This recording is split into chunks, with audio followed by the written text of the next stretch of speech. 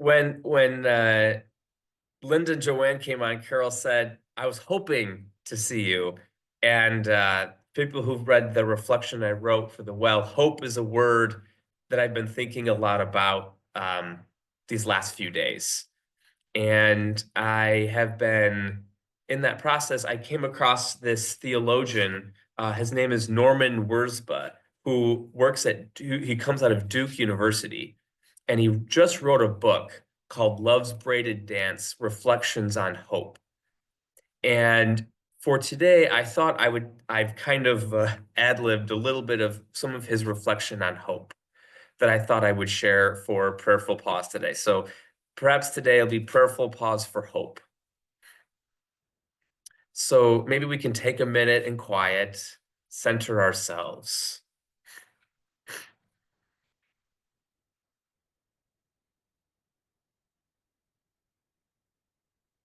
What is the point of hope? This question is on the minds of a lot of people. When they look to the past, they see a history of violence and injustice. When they look to the future, they see a world of diminished prospects in which greed, negligence, and the unceasing pursuit of personal advantage are tearing apart social and ecological fabrics. And the present? Well, with worries about things like climate change, gross economic and social inequality, and the normalization of racism and xenophobia, it's mostly distressing and depressing. In contexts like this, the lofty admonition to be hopeful is not only out of touch with reality, but can be seen as cynical and cruel. It can even be characterized as dangerous, especially when it excuses the often comfortable purveyors of hope from healing the economic and social conditions that are creating so much anxiety and despair in the first place. This is why so many of us are suspicious of the idea of hope. The trouble with various expressions of hope and optimism more generally is that they can create what I call the ultimate bystander effect. Don't worry, everything's going to be all right. Somebody else or some technological invention will save us. When people become bystanders, the status quo that fosters hopelessness doesn't get challenged or corrected. For hope to matter and for it to serve as a source of inspiration to people, we need to have some clarity about what hope is for. What's the point of hope? And why should anyone care? To get to the point of hope, I ask, what and who do you love? This is better than do you have hope? Because the latter makes hope seem like something people obtain and possess. Hope is something people do. It is an effective capacity they live into that makes hope more like a power than a possession. And the name for this power is love. So maybe we can take a moment in prayer and quiet and think of the answer that we would answer to his question, what and who do you love?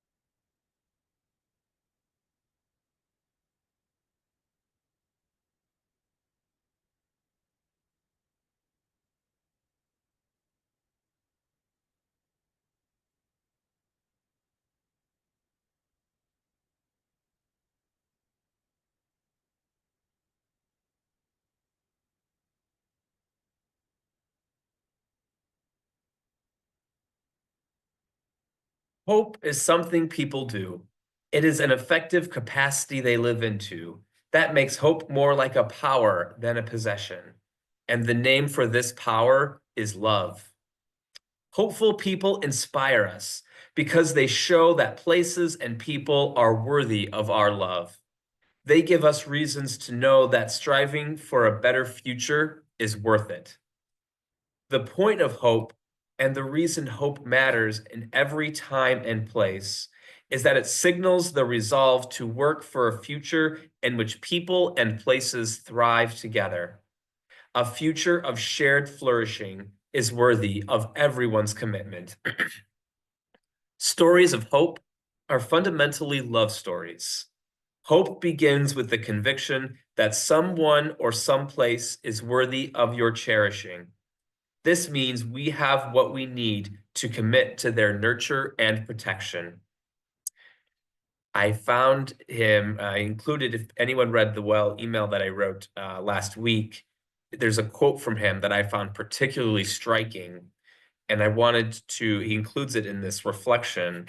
And so I'm wondering if I'll read it, we can take a minute, and then I'll read it again, because it was quite poignant for me.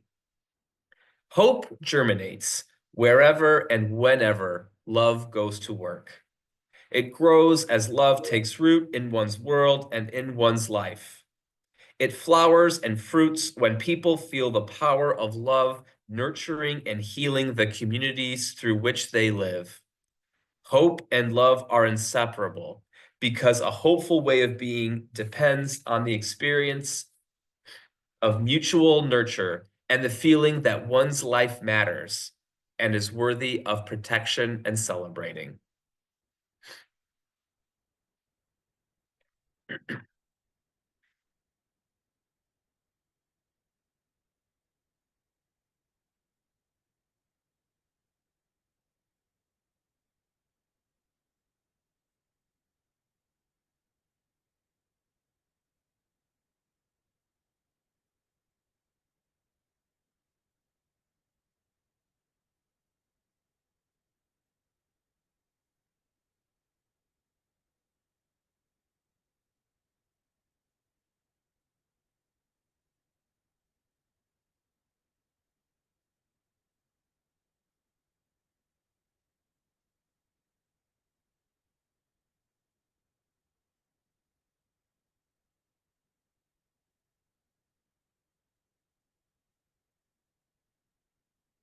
Hope germinates wherever and whenever love goes to work.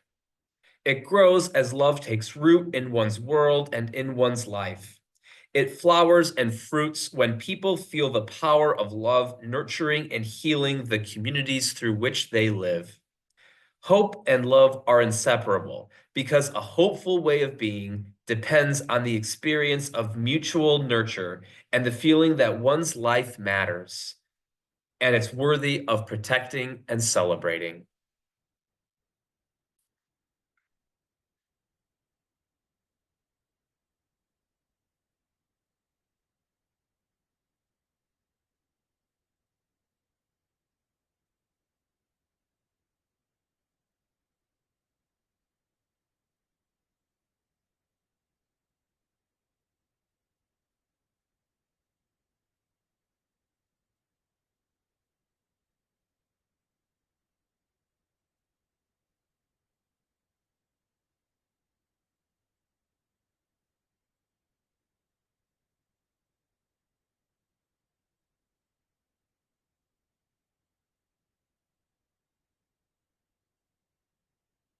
The way of hope, or what I call the logic of hope, is rooted in the power of connection.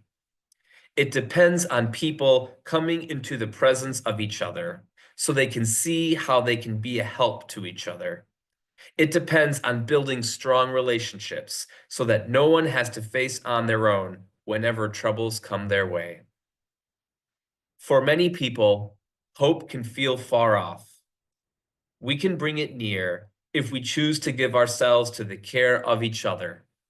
Hope is a vulnerable thing, but that doesn't make it weak. Hope moves with the power and the pacing of love. and there is no better power. Hope moves with the power and the pacing of love, and there is no better power. Amen.